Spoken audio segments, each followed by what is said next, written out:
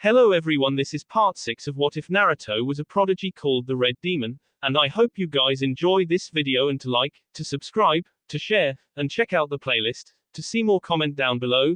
Now let's start the intro. They call me a god. They call me a god. They call me a god. Join my membership, the perks are great. It's in the description. Mikoto groaned, fidgeting in her place on the line. Can't we just sneak in? She asked, not so quietly.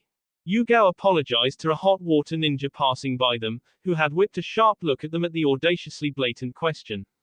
Kids, Yugao remarked, smiling. Staring for some more seconds, the ninja strolled down the line, sweeping his eyes on those on the line vying for entry into the village. Mikoto and Sai stood side by side, with Yugao at their back. Yugao palmed her face, shooting a glare down at the sheepish girl. No, Mikoto, we can't just sneak in. In a rare show of camaraderie, Sai joined his impatience with Mikoto's. Why not, senpai? The three of them took a step forward. This is illegal retrieval, she lectured shortly, fingering the letter stamped with the Hokage's seal inside one of her Junin vest pockets. It's within our rights. Why sneak in and have to look over our shoulders when we can go in nice and easy? Sai was pacified, but Mikoto didn't look appeased. Yugao crossed her arms, looking up to the front of the line. We're going in the normal way, Mikoto. That's that. They took 2 steps forward. Nearing the border security building, the rushing sounds of the city filtered outside. Concert goers hooted and carriages trudged noisily on the cobbled roads, being beckoned by eager vendors at the side of the road and yelling, in turn, for them to back away from their carriages. Mikoto's eyes sparkled at the sights lying in wait on the other side of the wall, glittering tall buildings made of glass and metal, delicious food made by the continent's best chefs, and prime and properly dressed men and women strolled the streets. Even she knew how strange that last part was. Konoha was a vast but practical village. It didn't have the kind of sights Sai had described to her. When they reached the front of the line and entered the border security building, the interior was narrow and colored a bland shade of cream. The three of them removed their weapons and their luggage, dropping them into a plastic bin and strolling through a metal detector with their hands up. On reaching the end, Yugao collected her weapons from the bin and stepped ahead of the genin to the desk at the end of the narrow room, which had a white painted door on its left side. Flagging a wave over her shoulder for Sai to help his one-armed teammate reattach her weapons, Yugao presented the shinobi at the desk with the Hokage's formal letter. Retrieval, huh? The bored man finally asked, done analyzing the letter. I hate retrievals. Just business, Yugao replied. Her opinions of retrieval missions were much the same. Why drag someone back to the village alive when she could execute them and claim their bounty? She didn't speak about her sentiments, though, not wanting to validate this man's feelings, and was not in the mood to waste her breath. Who are you here to retrieve, Konoha ninja? Classified. Alright, can you verify if your target has been in or still is in Zuki? I cannot. How long do you plan on staying? Who knows? Losing patience, the hot water ninja wrote in a book. I'll put you down for 1 week. Yugao's shoulders lifted and dropped. If you want. Sniffing at her short answers, the man sat forward on his elbows. Don't go causing trouble in there, Konoha ninja. He strayed a look around her, to the 2 genin with her, one with her right arm in a sling, and the other wearing a sickly smile, eyes vacant of emotion. He looked back at Yugao. Watch your genin, you know the rules. No drawing weapons, Yugao repeated, tired of this back and forth. It wasn't her first time in Zuki. She had her 18th birthday in Zuki City, suppressing a shuddering memory of the reprehensible things she did that night. Mentally righting herself, she said, no causing fights. Cooperate with Zuki police. Am I missing something? Brochure, the man gave Yugao. Don't forget to have fun, he said in a tight voice, eyes twitching. He nodded to the door on the left of the desk, and Yugao opened the door for the genin to pass through, warning them when she closed the door after herself. Watch your wallets. Sai and Mikoto squinted suspiciously, turning from the Junin and summarily balking when they were mobbed by a group of people the moment they exited the security building. You looking for a place to stay? Trinkets and charms. I got yo trinkets and charms. Here's a massage coupon. First one on the house. Hey miss, my dad's got the best bakery in the whole city. Casino Sundew. Best casino in Zuki. Sai and Mikoto's eyes swirled, stammering and dizzy at the crowd of faceless solicitors that suddenly swarmed them. Yugao grabbed them by their collars and hefted them through, glaring the crowd back. The hot water ninja on the other side of the security building chortled at them, arms crossed and leaving them to their own devices. The team shoved out of the perimeter of the building. Yugao didn't release the genin until she was sure they were steady on their feet. She couldn't blame their confusion. The manner of missions they had previously gone on didn't involve getting ambushed by civilians. Safely away from the people pushing their offers on them, they got a good look at the city. It was as bright and noisy as the two genin imagined. Tall buildings reflected the rays of the sun, illuminated further by neon lights, lighting up names of casinos and hotels, smaller buildings dotted here and there, between and behind the skyscrapers, not so prominent and not so noticeable. While the roads were relatively clean, it was filthy in places with wrappers and cans overflowed with rubbish and alleys oozed odd smells. The alley the team gathered in front of certainly smelled weird, like sweat, saliva and squid. There were casinos wherever they looked and hotels wherever they could fit. The city was full, the largest congregation being before the hotels and casinos, where smartly dressed people strode inside and out, walking along the side of the road with clipped yet proud steps. On the road, dignified carriages rolled and humble carts hustled to their destinations, carrying on their wares. Yugao passed Sai the brochure and the boy opened it, finding a map of the city inside one of the folds. Start looking for our target. I'll find us some accommodations, the Junin proposed. Mikoto leaned in to look at the map. Yugao marked some spots with her finger, bringing their attention to the casinos. Look into every one of the casinos. Lord Hokage also advised us to look into bars and lending houses. With luck, we can find her this week before our visitor's pass expires. Before leaving, she checked back with them to confirm. You know what our target looks like, right? Mikoto scoffed. Of course. Blonde hair, brown eyes, and with a gem on her forehead. And our secondary target, Sai spoke up, not wanting to be outdone. Black hair, black eyes, and carries a pig. Yugao left them after that and the genin left the rotting alley, just as two men exited the very same alley a few seconds later. One wore a shabby suit and differently sized black shoes, wiping his mouth with the back of his hand and picking at his messy blonde hair, while the other was in a formal kimono, just about done arranging the front of his clothes and dismissively walking off. Unable to stop herself, Mikoto asked Sai, who also noticed the strange interaction and stepped back with his fellow genin as the kimono-wearing man passed them into the casino. What were they doing? A strange elation lifted Sai's brow. You don't know. Mikoto busily observed the suit-wearing man, who rubbed his hands together and smoothed down his unruly yellow hair, leaving in the other direction of the other man. The girl's temple was creased with confusion, and Sai gaped. You seriously don't know? Mikoto shrugged, wincing a little and gripping her right elbow. Sai chuckled, throwing an arm over Mikoto's shoulder and leading the confused girl to the first casino. Sweet, innocent washboard. Even he wasn't so heartless as to destroy his teammates' innocence. I'll tell you when you're older. Sai tapped his forehead protector and the doorman pointedly looked the other way at their approach, opening the doors for them, doing so as if this was scripted ahead of time. Minors that were ninjas could be allowed into the casino if they proved that they were on an official mission, and apparently touching his forehead protector was more than enough for the doorman. The first thing to hit the two was tinkering sounds of machines singing and the warbling crows of groups surrounding tables. The two looked up at the cloud of smoke hovering above them, inhaling thin tendrils of smoke that wafted about the entirety of the casino. The red carpeted floor was littered with cigarette butts and ash from accidentally toppled ashtrays. Women in tight, short red dresses strutted the area, their movement neat and smooth in spite of the uncomfortable heels they wore, picking emptied bottles from gambling tables and deftly refilling glass cups with sake. What disturbed Mikoto was that they had the same fake smile Sai wore. Over to the left of the main area was a bar, stretched in a wide semicircle and manned by 4 bartenders, taking and dropping bottles of whiskey and rice wine from the racks at their back, filling tall glasses with draughts of beer from gleaming metal taps. Opposite of the main entrance of the casino was an elevator and a stairwell. Take left, I'll go right, Mikoto said, shrugging off Sai's arm from her shoulders. Who put you in charge? Sai bit, smiling. I did. Now, get going. We don't have all day. Not waiting for a retort, Mikoto went to the right side of the wide casino.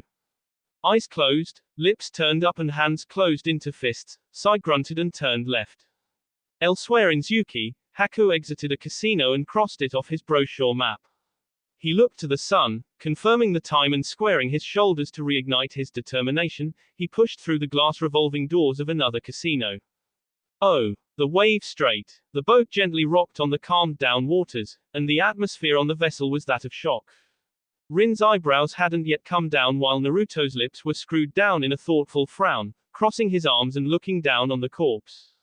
The captain of the boat had been nice enough to chase away the 4 eager fishermen that worked on his boat, curious to see what monster had been causing the hurricane, and to also get a better look at who they now called the Red Hurricane. It was a unanimous moniker, apparently, but that was beside the point. Kisame Hoshigaki, wielder of the most terrifying sword of the 7 swords of the mist, Samehada, and infamously renowned as the zero-tailed beast, was D. Rin bent down on one knee, careful of the impatiently writhing shark sword growling at Kisame's head, clicking its purple scales up and down its body and grinding the rows and rows of teeth inside its mouth. Free from Naruto's water prison, the sword knew not to attack either of the 2 ninjas or else risk being trapped again in that prison.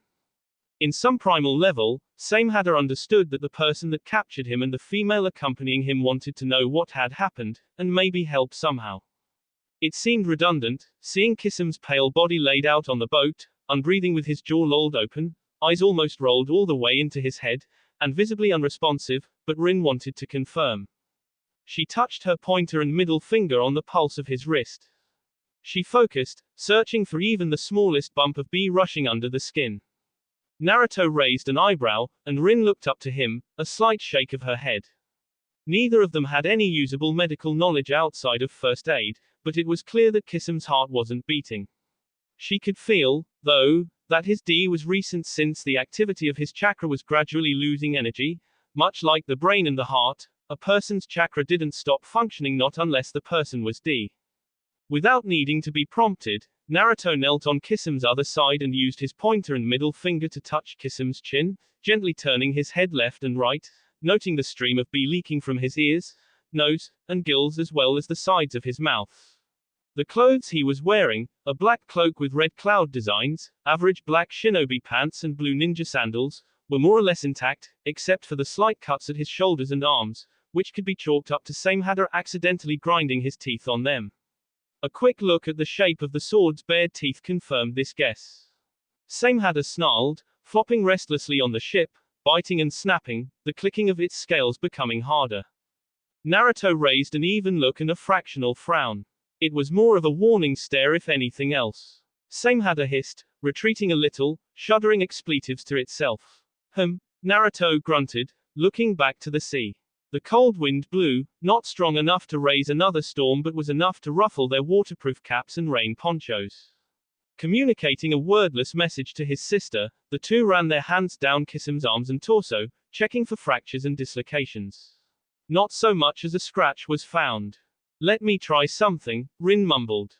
Naruto nodded. Knowing Samehada wouldn't be too pleased with what she wanted to do, he sent Samehada another hard look for it to calm down. She placed her right hand on Kisame's chest and over his heart, spreading her fingers and joining her right hand with her left, setting the hand over the right and gingerly sitting up on her knees. She pushed down on his chest and thin B coughed out of Kisame's mouth, dribbling down his cheek. Rin said, pursing her lips. "Poison." Samehada's purple scales trembled loudly. Kisame was weakened by poison and. "Check this out," Naruto said, holding up Kisame's right hand and showing his sister the ring fixed to his index finger. "It might have something to do with why Kisame's been more active lately." Rin nodded, squinting at the ring. "I heard some people saw him kidnap the Six-Tails Jinchuriki last week." She turned to Samehada. "When did this happen? Who did this?" The sword bared its teeth, opening and closing its maw to display some of the deadly rose lining inside, growling gutturally and rapidly clicking its scales. "Says it happened an hour ago in, She asked Samehada, and the sword hummed. Kisame became sick all of a sudden and blood was pouring out of everywhere, she roughly translated, pointing to the tapered streams of B from Kisame's ears, nose, mouth and gills. Samehada grated, thrashing a little to the right and banging its handle against the side of the boat. He doesn't know what did this, but he's sure the person had water and wind affinity chakra. And lots of it. Samehada grumbled, squealing. Rin gestured with her arms far apart, wide enough to appease the restless sword. About this much. Around Uzumaki Junin reserves. As unusual as it was, Naruto put aside how Samehada could differentiate Uzumaki Junin chakra reserves from others. Kisame wasn't Samehada's first wielder, and it was entirely possible the former holders of the sword had battled Uzumaki before. That wasn't the issue, though. Naruto faced his sister with an incredulous look. You understand what it's saying? Sort of, she shrugged, dropping her hands and rising to her feet with her brother. It's like using a broken two-way radio. Too much static to make much sense, so I take personal liberties and fill in the gaps myself. Naruto stammered, blinking rapidly. That doesn't explain how you understand the sword. As for how, Rin shrugged again, holding up her hands in acceptance. Bro, I have no idea. Shaking his head, Naruto put his palms together and moved them to his right side. All right, putting that aside. His twin copied the motion, moving her own hands to her left. Ask how it was able to get from Am to the sea. A justified question, since Hidden Rain was landlocked and hundreds of miles due west of the current location on the Wave Strait. At the question, Samehada jolted, shifting as if it was recalling something. Its scales quivered harder and faster, gnashing its teeth and twisting left, pointing in the vague direction of Hidden Rain. He says that the person that attacked threw him away. Even Rin gave Samehada a largely skeptical look, as well as Naruto. One single person threw Samehada away. Samehada squealed, jumping indignantly and snapping, and Rin's jaw dropped. Naruto turned to her. What is it? What did it say? He says the person, the water-wind affinity guy, is a Jinchuriki, Rin continued, speaking to her brother without breaking eye contact. Before Kisame called the person, Yagura. Oh. Meanwhile in Am, monster among monsters, Black Zetsu croaked weakly, his mouthless black face trembling with fear at the monster bearing down on him. He held out his hand for Yagura to stay back, to stay away from him as he was backed into a corner of the Akatsuki's meeting hall. No, not you. The black creature could not die from the man-made poisons, as it was to even Kisame Hoshigaki, but Black Zetsu was weaker than he had ever been in his entire existence. And very much vulnerable. So weak and so vulnerable that he was unable to liquefy himself and melt into the earth in order to escape. White Zetsu was withering away in the mud outside the building as he tried to flee Am with a sliver of Black Zetsu's chakra, a failed attempt Black Zetsu orchestrated to allow his mother's plan to live on. The dark shadow of Yagura loomed over Black Zetsu, his clothes relatively clean but his brown shinobi boots squelched, dirtying the formerly neat meeting hall with approaching Black Zetsu with hauntingly emotionless eyes. His boyish face marred by the scald scar running from his left eye to his chin and childish frame did nothing to diminish the image he projected. Monster among monsters. Pupilless pink eyes twinkled with curiosity, pondering the swirl-masked man that escaped in the vortex and the now second person, who was not affected by his L-nerve agent.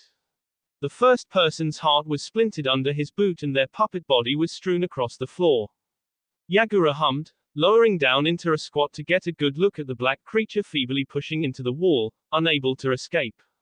All the while, the Mizukage managed the weight of his uneven hook staff on his shoulder with expert effortlessness. Curious. Truly, curious. He set his chin between his left thumb and pointer finger, mumbling audibly in a deep yet trailing tone. Now, what are you? Yagura sealed Black Zetsu into his staff and took him to Kiri. Chojuro followed the Mizukage, lugging on his back a large container bound in sealing chains and tough ropes. The container breathed, calm and peaceful, puffing out and inhaling every so often as if the creature inside was asleep. Inside of the container was the six-tailed beast. Oh, Hokage's office. Konoha chewed on his pipe, squinting his eyes on the paper and feeling the texture in his hands. Minato watched, anxious. Well, is it Jiraiya? The Toad Elder shook his head.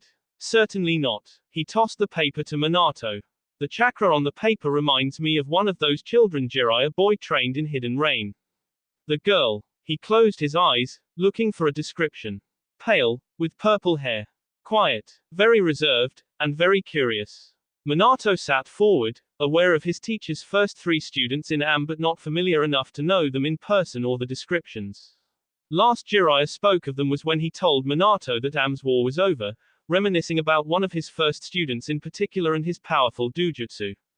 He looked out of the window, where the paper had fluttered into the office, and his face lowered in contemplation. Jiraiya was another of Konoha's 3 finest spy masters that had recently disappeared off the face of the earth. Crow's Feet, Minato's spy in Kiri, was the first to go dark a month ago, coinciding with the supposed end of the Kiri civil war. This could mean that he was laying low, for Minato didn't even entertain the thought that the spy he personally trained so masterfully could be snuffed out quietly, without even getting something back to Minato. His loyalty could not be questioned. Jiraiya was another spy that vanished, happening 2 weeks ago while on his mission in Demon Country. The Toads couldn't locate their summoner, but they were sure Jiraiya was still alive. His disappearance was kept so quiet Minato didn't even inform his oldest children, Naruto and Rin. Boy. Minato turned to the Toad elder. This isn't Jiraiya, he pressed with more certainty, but this is an angle that needs to be explored, the Toad explained, stressing each word to show the severity. When a summoner was alive but the summons had no way of locating him, it was an unfathomably big problem. This was the case with Jiraiya and his Toad summons. Those 3 brats never ask for outside help. Never. And AM's ninjas aren't the least bit defenseless. The situation there must be incredibly dire enough for the girl to ask for your help. Your help didn't mean Konoha's help. It meant Minato's. Minato summarized, slowly rising to his feet. If this student of Jiraiya's needed help, she would have tried him first, but she came to me instead, meaning she doesn't know where he is either. He strolled to his coat rack and pulled on his white with red flames cloak, walking with curt steps to the window. Let's see what she wants. Tiger. Anbu operative Tiger stepped out of a corner of the room, the illusion hiding his presence dropped as he hurried to his hokage, falling to his right knee and bringing his right fist to his heart with a bow. Get your team ready. We're leaving. And with that said, Minato blurred out of the window and ran to Hidden Rain. He boosted his steps with his flash step release. Oh, the first thing Minato noticed when he arrived at Hidden Rain's border was that it wasn't raining. The ground was still soggy with water, blazing closer and closer into the secluded shinobi village. Yellow lights popped off his body with each fleeting step, vanishing and reappearing every so few yards, until he reached a small settlement outside of Am. The second thing he noticed was the eerie silence. The hamlet could not have housed more than 50 people, living in bamboo buildings held 5 feet off the marshy earth by strong stilts and connecting most of the huts of the village together by the same tough bamboo, clearly meant to bridge each house to their neighbors.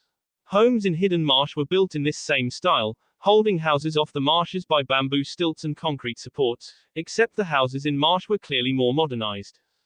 The area outside of Am consisted of unwalkable thin mud, making it difficult for those that hadn't been specially trained to walk on mud to traverse the ground.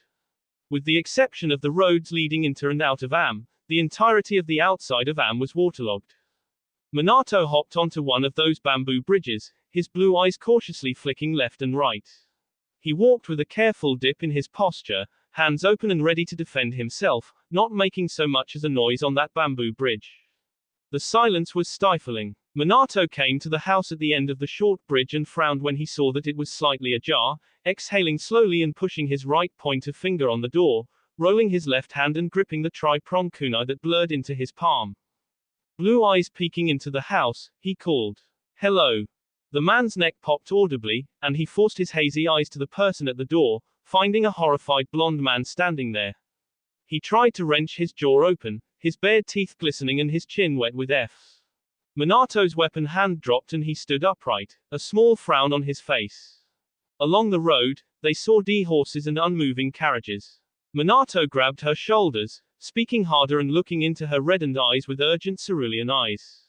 Who did this? A panic set in and the woman cried openly, tears mixing with the F dribbling down her chin, afraid to even call the man's name. As if the mere mention of him would cause him to reappear. She voiced his moniker and her heart stopped beating. Monster, among monsters. And Conan's eyes rolled to the top of her head and froze. Inside Am, the carnage was of a different kind. Whichever came first. These people were notably shinobi, Jonin, Special Junin, Chunin, and even Genin. Minato found some plainclothed people, likely ninjas on leave or retired shinobi. The long table at the center of the room was split in half, and Minato furrowed his brow to recall the identity of the person that had been broken through the table. Minato noted, among others, that the 5 bodies inside this room wore the same black robe designed with red clouds as Conan. He could identify them. Sasori of the Red Sands, whose puppet frame was split open and cast about the room. The Mad Bomber, Deodara, was nailed to the wall by a tri-bladed scythe. One of the scythe's 3 blades was broken halfway. Rai, the lightning holder, was just about to expire when Minato noticed her. The immortal Jashin priest, hidden, he was still alive, in spite of his current situation, and cursing up a blistering storm. Minato looked at the person smashed through the table. The missing half of Hidden's scythe was discarded close by.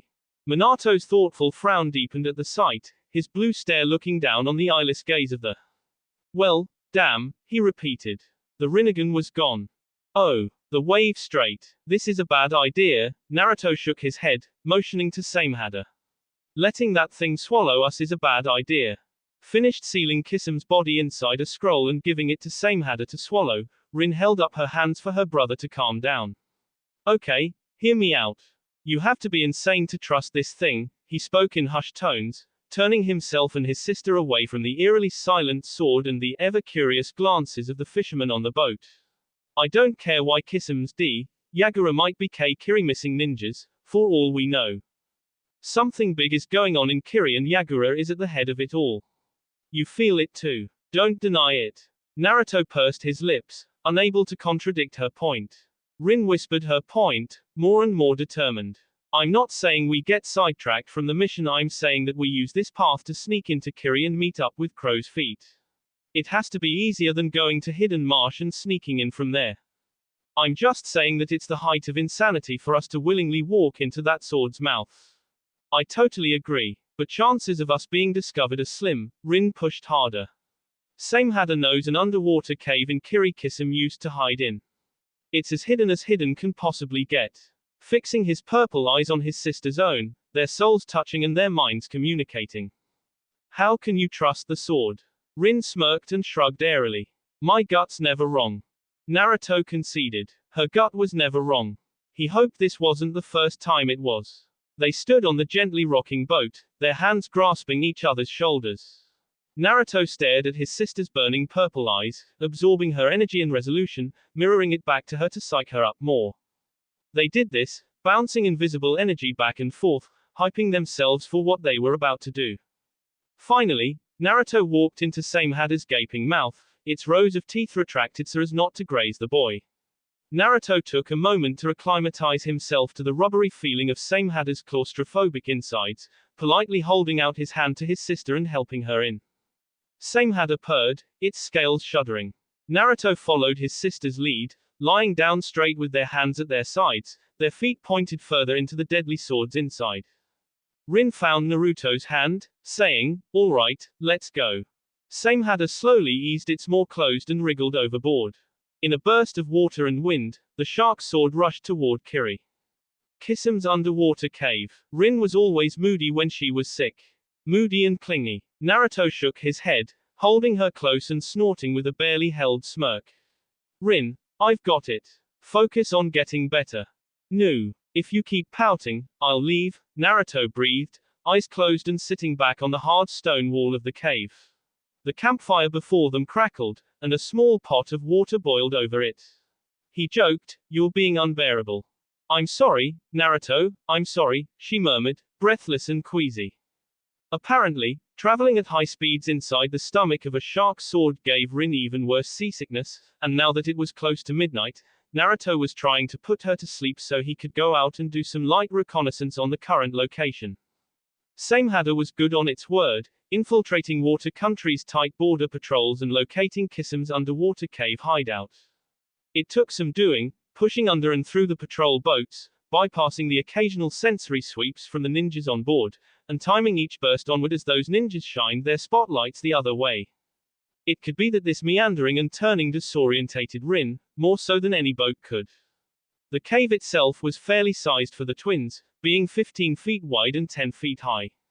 The campfire was just small enough to not be too close to either of them, and stocked with dry enough wood to not pollute the cave with smoke. The twins could sleep on either side of the fire, but knowing them, they won't be able to keep their hands off each other. The entrance of the cave looked like a wide puddle on the ground. Same had a swam outside, pacing around the cave and snacking off fish wandered in its path. Naruto worried if the giant patrolling sea beast would clue onlookers on the shore of their presence, but when Rin moaned again, needling close to him and curling her legs into him, he tried to put that worry aside for another time. The cave was cold, so the fire helped somewhat. Rin, though, was more focused on soaking in the bonfire of heat and chakra, wrapped in her brother's embrace and yearning for more. Naruto was always patient when it came to his twin, and his baby sister too. When she had wriggled into the right spot and pushed deep enough into his side, she would slowly slump asleep, whereupon his next issue would be stealthily untying her limbs from his body so he could escape the cave. He chuckled at the thought and pulled Rin closer. He had given her ginger ale tea and some pills to help with the seasickness, though whether those would help her sleep was up for debate. Her groaning subsided. He thought she had fallen asleep, until Rin exhaled a question. After getting promoted to Chunin, their circle of friends knew that the twins weren't much for throwing giant celebratory parties, so a group of them Genin, newly promoted Chunin, and civilians hosted a small get-together at Piper's Cinnabon, an Akamiki bakery. The group then walked to Ayami's place and started playing a harmless party game. Spin the Bottle, Shinobi Edition. Naruto and Rin were the youngest there, both being 9 years old, and the oldest in the party was about 15. Flashback. The bottle spun to Naruto, and his eyes furrowed at the suspicious hooting that went around the circle. He turned to Rin, seated across from him on the other side of the circle, and she sent him a heavy shrug, just as confused. The person that spun the bottle, Yumi Aburame, winced. She was 3 years older than Naruto and had also received her Chunin vest with the twins, though she couldn't say she was particularly close with either of them. Quite frankly, she was a friend of Yugao, who was friends with both Itachi and the twins. Seeing the smirking smiles tossed at her from the others, she felt bad for the boy looking inquiringly at her for an explanation. I don't think this is a good idea, guys, she said, preparing to pay the fee for disagreeing to play the game 1000 Ru only to get stopped by a giggling Kakashi, 15 years old and very much enjoying where this was going. Shinobi rules, remember. You can't pay to get out of this. He chastised her playfully. Anko joined her perverted friend, grinning ear to ear. Now, get going, ya crazy kids. What the hell is going on?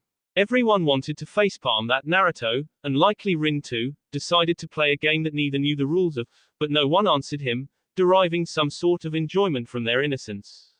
Yumi's chest buzzed, not a fan of them taking her discomfort and Naruto's confusion as a form of entertainment. She calmed her Fine. She got up and jerked her head to the downstairs bathroom, adjacent to the room they were playing in. Let's go. Shinobi rules. Due to their connection, Rin knew the sordid details of what occurred in the bathroom, but she had been too scared to receive verbal confirmation from her brother. End of flashback. Please don't lie, Rin whispered, pleading. I promise I won't get mad. It could be the sleep delirium dragging up the emotions she had been bottling up ever since, a question that had stayed at the tip of her tongue for the better part of 8 years. Naruto didn't want to lie, and he didn't. We still talk. Then, she wondered quietly, beckoning him with a shy look up at her brother to answer the unfinished question. We just talk, he shrugged with one shoulder, not wanting to jostle his sister's sleeping place. She has a girlfriend now, so I've been showing her good spots in the village she could take her out on a date. He quickly pacified Rin, saying, nothing happens, I show her a good cafe, a good lookout spot, or whatever. Her girlfriend's part Kurama, part Inuzuka, so art shows, dog shows, museum tours, and pet salons. That's the way to go, I think. And I know Yumi isn't lying, too. She's really doing her best to make it work with Hana. The Inuzuka clan head's daughter, Rin remembered. Hana Inuzuka was at the party that night, she also recalled. What else do you two do? Rin pressed, not sensing any dishonesty from Naruto. One thing, among others, the twins excelled in was telling lies and falsifying the truth. The same was the stark opposite when it came to analyzing each other. For Naruto, Rin was like an open book, and for Rin, she knew Naruto better than she knew her chakra. He wasn't lying to her, and the relief she felt at the realization relaxed her shoulders. Well, since Hana doesn't like bugs and insects, and Yumi talking about them with her clanmates is dull, she and I talk about them all the time. Or she'd invite me to her clan compound to look at a new bug they found. Don't even get me started on how she lost her mind when I showed her my praying mantis summons. She was the one that convinced me and Shibi to start an Aberrame branch praying mantis nest. Rin got the feeling that Naruto was Yumi's closest friend. Aberrame friendships were preciously tight. Yumi had been out on a mission at the end point of the Chunin exams, so she wasn't around to visit Naruto when she got wind of his injury from Orochimaru. Rin wasn't exactly on speaking terms with Yumi, and the Aberrame was too nervous to reach out to her friend's twin. Naruto and Yumi's relationship was strictly platonic. It was nothing to worry about, really, but Rin still felt worried. But, Naruto, we talk. And we can talk about bugs too, she stuttered at the end. Naruto smiled at her not-so-subtle jealousy and her stammering reasons for him not being so close to Yumi anymore. Bringing his hand up to her face and gently ran it down her rosy cheek, softly tipping her chin up to look him in the eyes. He spoke the words that removed every fear, worry, and doubt in her entire being. You're my one and only, Rin. He added, smirking with amusement. So, stop being jealous, okay? Shut up. Oh, 12:23 a.m. Naruto slowly backed away from his sister, keeping low. He was waved away by his shadow clone, non-verbally assuring him that his sister was still sound asleep. He almost envied his smug clone, cuddling with Rin and waggling its eyebrows at its original, but Naruto steeled his nerves and straightened as much as he could in that quaint underwater cave. He wiped his expression clean and sucked in a big breath, stepping back into the hole in the ground and plopping straight into the water. Immediately upon entering the water, he was pulled out of the vicinity of the cave by natural currents, giving him somewhat of a good view of the hidden cavern. It was a spherical bulge at the side of one of Water Country's smaller islands, having its entrance at the bottom of the bulge and the interior itself being rectangular, rather than rounded. Satisfied that he had memorized the location of the bulge in the underside of the small island, Naruto moved his arms around and turned to his back, where Samehada rocketed past his face in a flash of cold water. The sword made a few more rounds around Naruto, its purple scales rippling with visible eagerness. If Samehada kept spiraling around Naruto, a whirlpool would form. Naruto kept his mouth closed, his teeth grit with frustration, kicking his feet to remain relatively stable. He brought his hands together, hard, and a cloudy pulse of his red chakra puffed from his body, turning the area around him blood red. This got the attention of the sword, slowing down and dived toward the chakra, until Naruto separated his hands and sucked his chakra back into his paws, diverting it back to his reserves.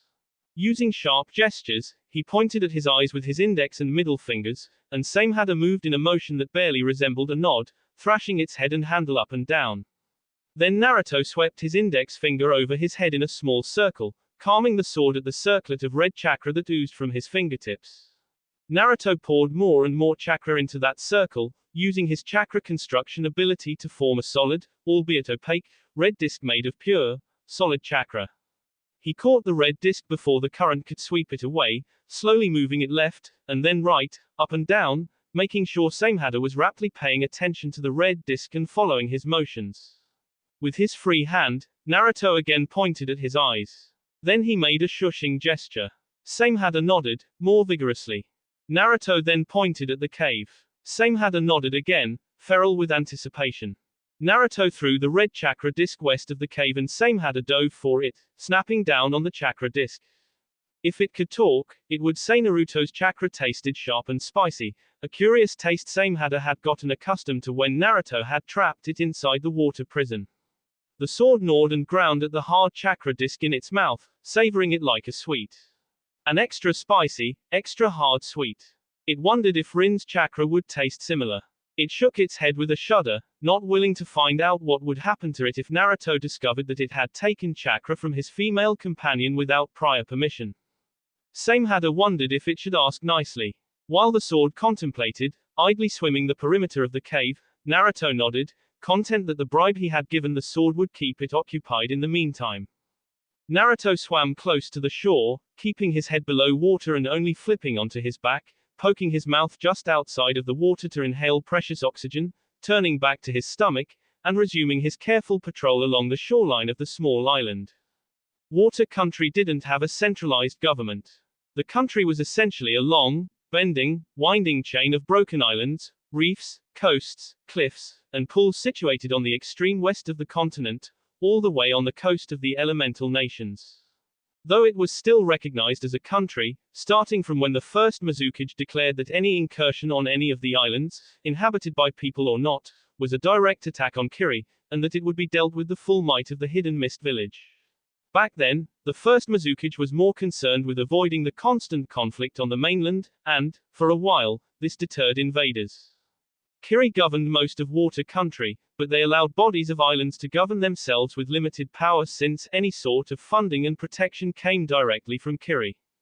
The island Naruto circled was a tiny one inhabited by walruses and seagulls, lounging across the length of the land and enjoying the cool night.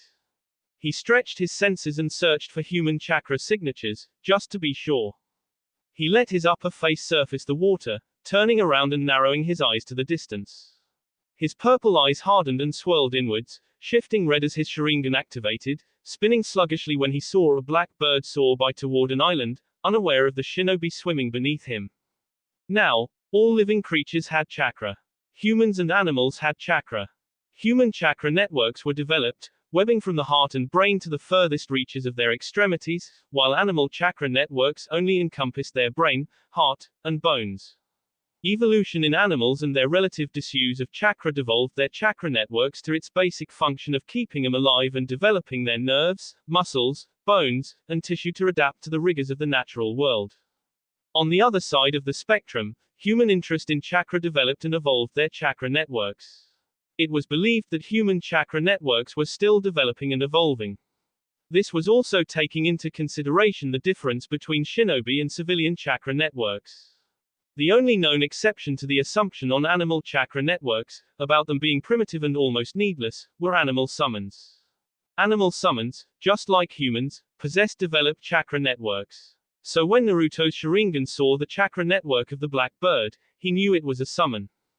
Naruto ensured to keep his chakra signature small, keenly observing the direction the bird was flying in.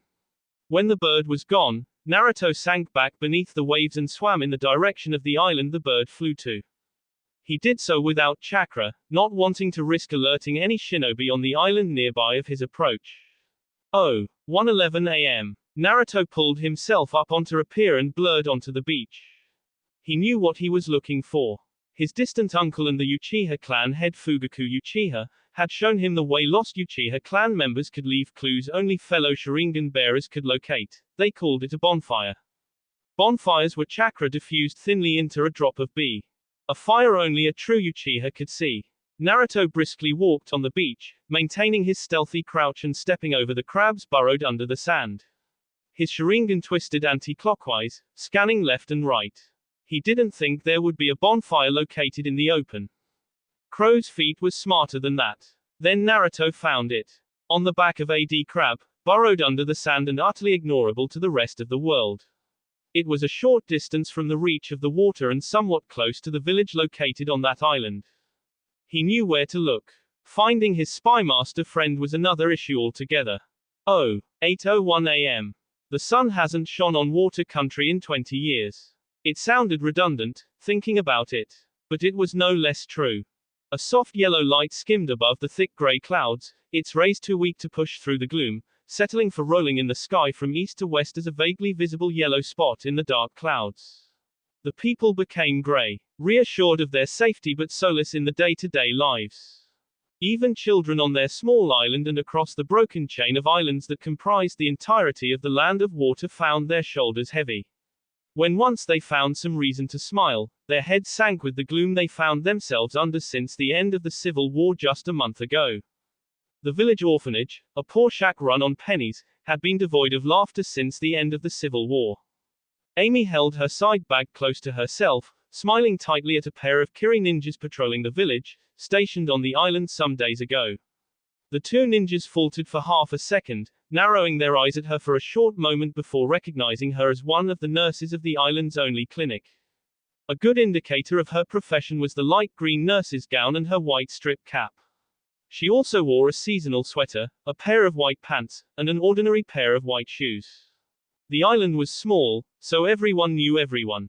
Amy sighed, relieved they didn't ask for Idini, trying not to look like she was hurrying away from them.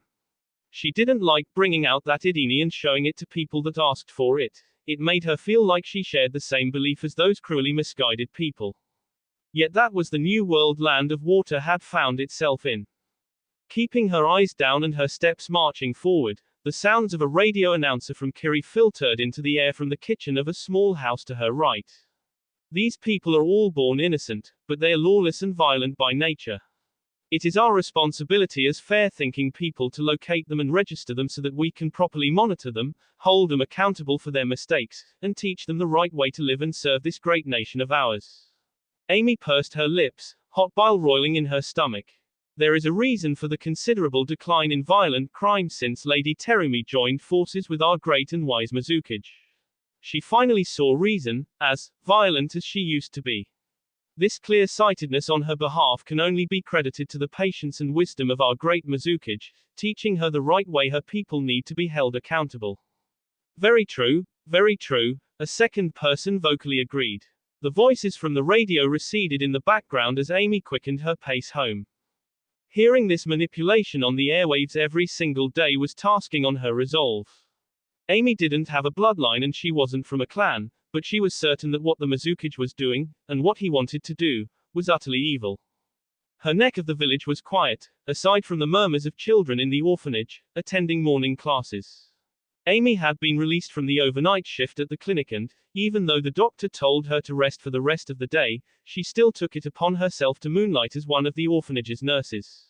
Her house, like all of the houses on the island, was old and constructed from wood, 1 bedroom, 1 living space, 1 kitchen, and 1 bathroom. Similar houses were planted in rows on both sides of the street, mostly empty now because the occupants made the mistake of having bloodlines. Some bloodline holders had returned from Kiri, and Amy smiled at them, sending a friendly wave. They stopped what they were doing, cleaning out their houses from dust and rot, and waved back. Ami's smile dulled and her fingers drooped with her hand. The falseness of those smiles made her sick. Their smiles didn't reach the glassy eyes, holding in unwept tears, and the very corners of their lips trembled as if fearing that Amy would discover their sorrow and report them to the authorities. For what crime? Amy thought, turning to her door and fumbling in her bag for her keys. The drone of children saying the alphabet added another weight to her conscience. She found her keys and jangled them into the lock, twisting to the right twice and turning the door handle down for her to push into her apartment. The inside was small, having only a threadbare couch facing a stool, where a radio sat. The door on the left side of the room led to the tiny kitchen, and the door directly opposite the front door was the bedroom. The windows were closed and the curtains were drawn. Same as everyone on the island, she couldn't afford electricity. The house was understandably dark. Pulling out her key from the front of the door and closing it, she poked at the lock of the door with her keys, searching for the keyhole with jittery hands and a barely hidden nervousness, until she found the keyhole and snapped the door locked. She doubted that it would hold from a well-placed kick from a genin, but it at least helped provide the illusion that she was safe. Standing at the door, inside that dark house, Amy riffled through her bag and pulled out a fluorescent lamp, flicking it on and setting it on the stool. The clinic was receiving funding from Kiri, so they were one of the only places on the island that had a working generator, which the doctor turned on every night or whenever they desperately needed to use their computer. Amy always used the chance to work on her shift in the clinic to charge her torchlights and her old radio. She was a fairly unassuming woman, tying her straight back hair into a tight ponytail and pushing her thick glasses back up her nose when they nudged down slightly. She was in her mid-30s, widowed, and childless. She wasn't fat or thin, tall or short, pale or tan. Growing up on the island, she hated how utterly average she looked, but now she was glad for her meek features. In every sense, she was unassuming and ignorable. She dropped her bag on the couch and used her lamp to better see what was inside. She took out a palm-sized container of burn lotion, and that was when her heart began beating rapidly. Beads of sweat pricked her brow. She pushed her glasses up again, sliding down her thin nose. Okay. She squared her shoulders. Holding the ointment in her left hand, Amy gulped, carefully approaching her bedroom door and holding up her right fist. She knocked twice, rapping her first against the wood twice again. Shifting closer, she set her ear against the door, listening closely for a reply. She didn't hear one, and not wanting to impolitely push inside the room without getting one, she cleared her dry throat. Mr. Feet, it's me, Amy. She scrunched up her face, trying her hardest to listen for something. She saw the plate of food she left in front of the door the night before was gone, and he hadn't been able to move much since she found him. He couldn't have gone. She frowned when she heard weak, tearing laughter on the other side of the door. Can I come in? She asked, not feeling too pleased that he was taking amusement from her anxiety. I brought more lotion. She had picked the herbs, crushed them, and mixed them herself. Thankfully, it was working on him, from what she could see. Come in, the man inside called back, his voice grating with stifled pain. Amy straightened herself and opened the door. The room was dark too, so Amy had to step aside as she entered so that the light from the fluorescent lamp could flood inside. She couldn't see much of her guest. He was dressed in several layers of dark cloaks, tattered at the ends of his ankle to show a pair of dark shinobi boots, and had sleeves reaching his wrists, showing his black gloves. The last thing her guest wore was a plain, eggshell white mask. It had a single eye the right and there were 3 black markings on the outer corner of the eyes, extending from the sole eye to the ear. His hair was black and short, spiked up. The bottom corner on the right side of the mask was scorched black. She would have been scared of the floating white mask in that dark room, if not for the eye glittering pleasantly at her. Amy tutted, scolding him, Mr. Feet, I thought I told you to not wear that. It could aggravate your burns. He was relaxing on the bed, wedging into a corner of the room. He grunted and wheezed, sitting up and shuffling so that his back leaned against the wooden wall. He smiled. Thanks to your lotion, my skin isn't peeling off anymore. 3rd-degree burns were no joke. It was honestly admirable how this man seemed not to dwell on it for too long. When she found him a month ago on the beach during a class excursion for the orphanage. Now, he looked better, though still long overdue for major restorative plastic surgery. Yet she suspected that even before his burn wounds, Mr. Feet wasn't too inclined on revealing his face to anyone. She had seen his face, though, and despite everything and despite the 3rd-degree burns on half of his face, he was still a dashing young man. I can't tell you how grateful I am to you, Amy. I owe you a life debt that can never be repaid, the man said, appreciatively collecting the burn medicine. The stark difference between the man's kind voice and his dark demeanor still jarred Amy. I'll be out of your hair in a few days. It's fine, she answered quickly, used to his grog at this point and just glad he was doing better. She wished she could have gotten him some more pain medication, but the doctor and one other nurse in the clinic were beginning to notice a small shortage. Again, Amy had to trust her medical knowledge and hope that the burn cream helped mend what tissue it could. You still haven't told me who did this to you, Amy pressed, standing awkwardly. Or who he was and where he was from. Army's F floor, and she knew this was that she was too sympathetic. Presently, she was housing him in her bedroom, readily and willingly relinquishing the room to him and treating his wounds. The man sniffed, his coal black eye darkening. He readily answered her inquiry, a good friend. She set me on fire. Oh, Amy weakly nodded. It was the most information he had told her. Well, I'm sorry to hear that, Mr. Feet. He chortled again, light and tired, trying his best not to move too much. Her cheeks flared up at his laughter. Her hands clenched at her sides and she scolded him in a low, hissing tone. I don't know why you keep laughing, you're the one that told me to call you that. Why don't you tell me more? Never mind that. He waved off her irritation. If I tell you any more, I'll be putting you in danger. Coming down from his enjoyment of her embarrassment, his eye became serious and he swore, I can't have that. The atmosphere was shattered by a soft pecking on the window. It's fine, he reassured her when she made to help him to his feet.